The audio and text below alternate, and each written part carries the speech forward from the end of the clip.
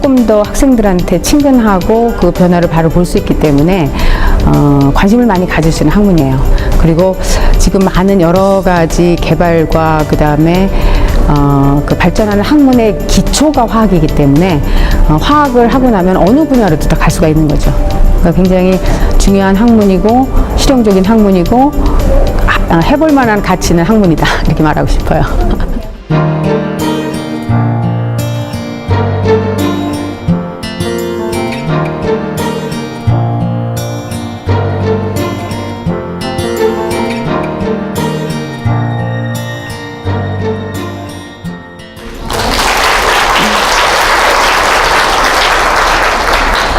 안녕하세요. 저는 40년 전에 여러분 나이였어요.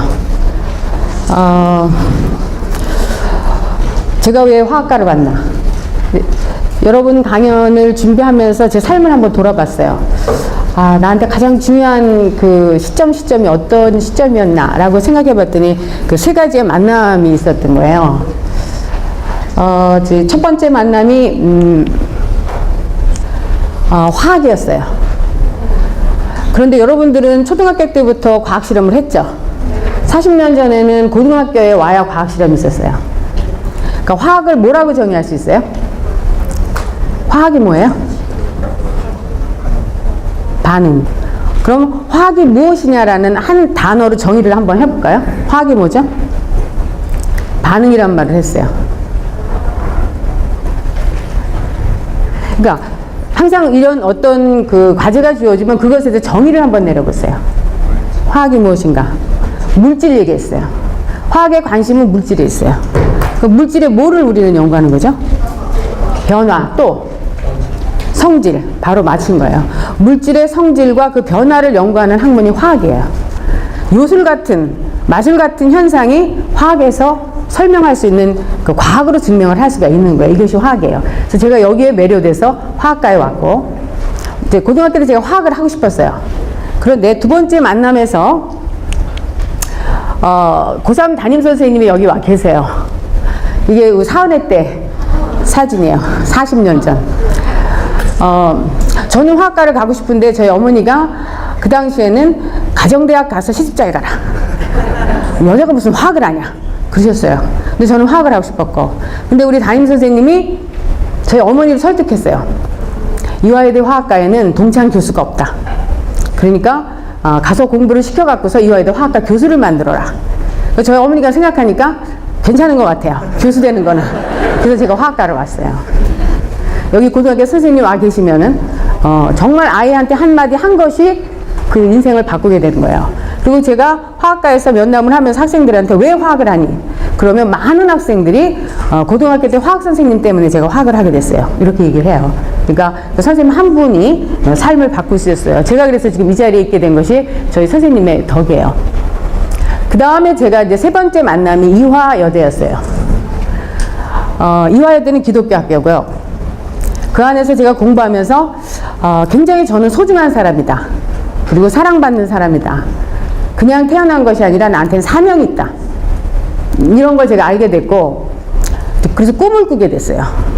이화는 여성들한테는 모든 것이 가능한 학교였어요. 그래서 그 꿈을 이루는데 제가 이제 이화여대에서 학문적으로도 저희 이제 화학과 50주년 기념 행사 때 맥더미드라고 하는 그 노벨 수상자 화학에서 그분을 모셔서 우리가 같이 논의하는 그런 그 과학적인 어떤 진보도 우리가 이제 그런 과정에서 할 수가 있었고, 그 다음에 엘리자베스 여왕이 방문했을 때 제가 이화여대 학생 처장이었어요. 그래서 직접 악수하고 하는 기회도 갖는 것이 제가 30년 전에 이화여대 교수가 될 때는 대부분의 학교에 화학과 여자 교수가 없었어요. 그런데 저는 이화여대에 있었기 때문에 제가 학생처장이라는 직함을 가질 수가 있었고 여러 가지 행정력을 제가 키울 수가 있었어요. 그러니까 제 꿈을 얼마든지 발휘할 수 있는 그런 기회가 저한테 주어졌었던 거예요. 또 뿐만 아니라 이화여대는 엄청난 도전을 저한테 주고 있는데, 이게 제가 회각 기념으로 보르네오 섬에 있는 아시아에서 가장 높은 키나발루 그 산에 올라갔다 왔어요. 4,095m예요. 그러니까 이화여대 교수 산악회에서 다녀왔어요. 그러니까 끊임없이 우리가 할 수 있는 그 일에 대해서 한계가 없다. 이런 이제 도전을 저희는 받고 있고, 제가 2번 암 수술한 사람이거든요. 근데 제 꿈이 킬리만자로까지 가는 거예요. 근데 이제 그것은 더 두고 봐야 될 일이고요. 이런 여러 가지가 이화에서 저를 가능하게 이 자리에 오게 했고요. 이제 연구도 제 삶의 일부였어요, 저는.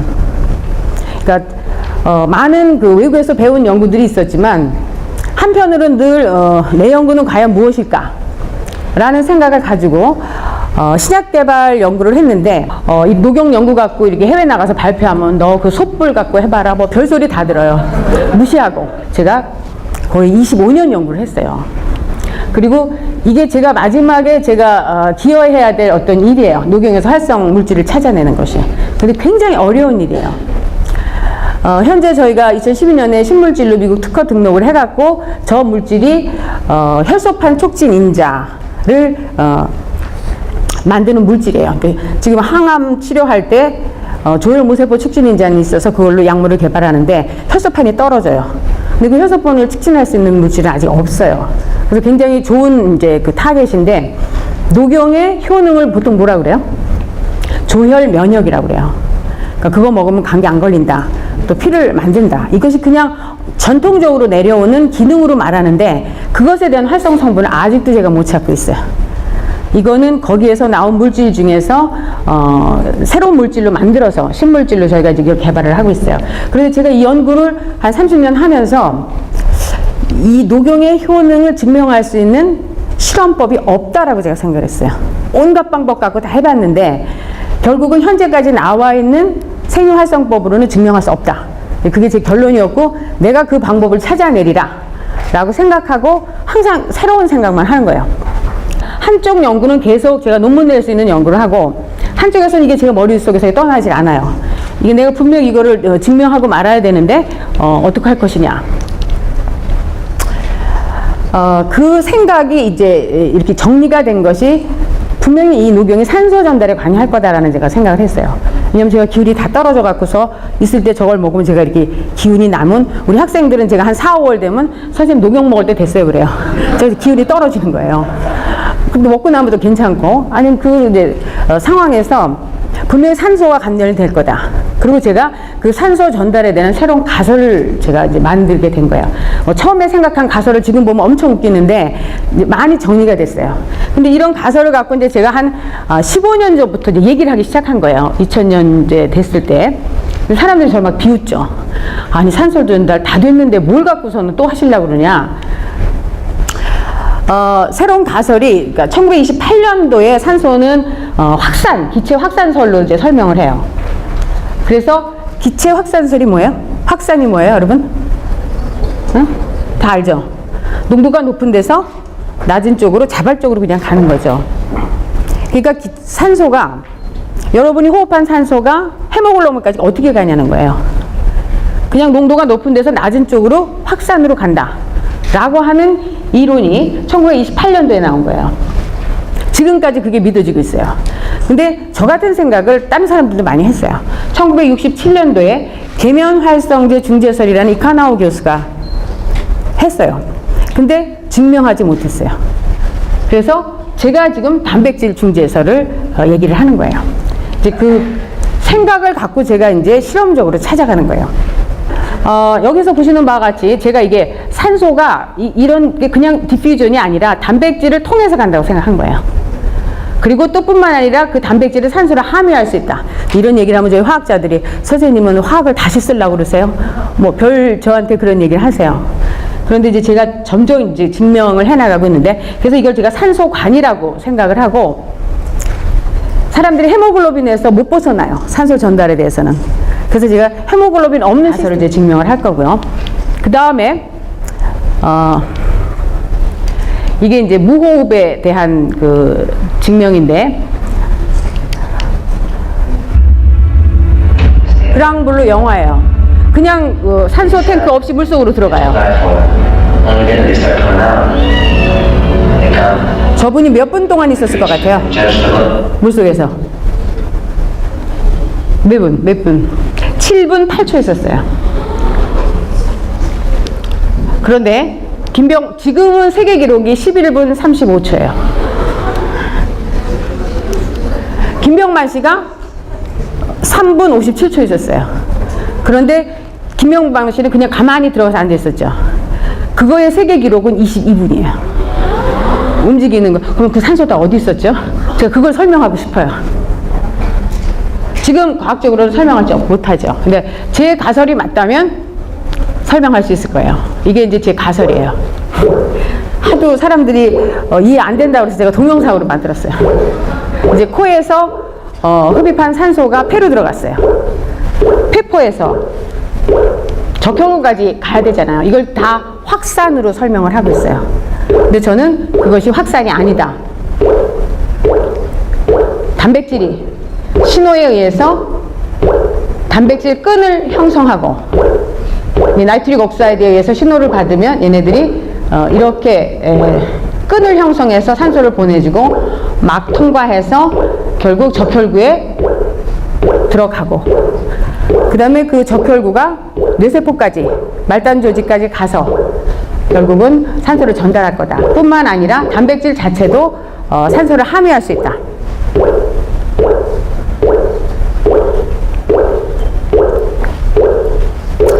이 가설이 제가 이런 거를 말했을 때 사람들이 안 믿었어요. 그런데 2003년도에 물도 그동안은 확산이라고 알고 있었어요. 그런데 물이 확산이 아니라 단백질에 의해서 이동된 데는 아쿠아포린이라고 하는 단백질이 발견되면서 2003년에 노벨상을 받았어요. 근데 그때부터는 확산이론은 깨져야 된다. 우리가 몰랐을 때 확산이라고 그런다. 이렇게 알고 있어요. 그리고 그 물 채널을 발견한 것도 그분이 이 단백질이 분명히 물 채널 같은데 어떻게 이 물 채널을 증명할 수 있을까? 그때 옆에 동료가 그런 거예요. 야, 개구리알 물속에 그냥 있잖아. 만약에 걔가 확산이면은 개구리알이 터져야 되잖아. 물이 그냥 안에가 더 용질이 많은데. 근데 안 터지잖아. 그러니까 당신이 생각하는 그 아쿠아포린이라는 단백질, 즉 그것도 기술이 있기 때문에 이분이 그걸 발견한 거죠. 과거에는 그 생각을 했다 하더라도 증명할 수 없었을 거예요. 지금은 유전자 조작을 할 수 있는 기술이 있으니까 그 개구리 알에다 당신이 말하는 그 단백질을 발현시켜봐. 그래서 개구리 알이 터지면 그건 물 채널이야. 근데 발현시켰는데 터졌어요. 그래서 그게 노벨상을 받은 거예요. 그러니까 다들 절 보고 저 증명하고 노벨상이래요. 왜냐면 이제 가설을 이제 새로 세우는 거기 때문에. 사실 이 세 가지의 만남이, 이제 화학은 저한테는 항상 밥을 먹으나 뭘 하나 제 머릿속에서 항상 생각이 돌아가고 있죠. 그것이 이제 이렇게 항상 이 연구와 연계된 삶 자체가 제가 이제 화학과 연구로 연결이 되는 거고, 이 세 가지 만남을 통해서 제가 지금 이 자리에 있는 거예요. 근데 그 세 가지의 만남을 만들어주신 분이 계세요. 제가 이 자리에 저희 어머니를 초대했어요. 왜냐하면 저를 이제 키워주시고 또 제가 힘들 때마다 격려해주시고, 그리고 제가 경력 단절이 안 되도록 우리 아이들을 다 키워줬어요.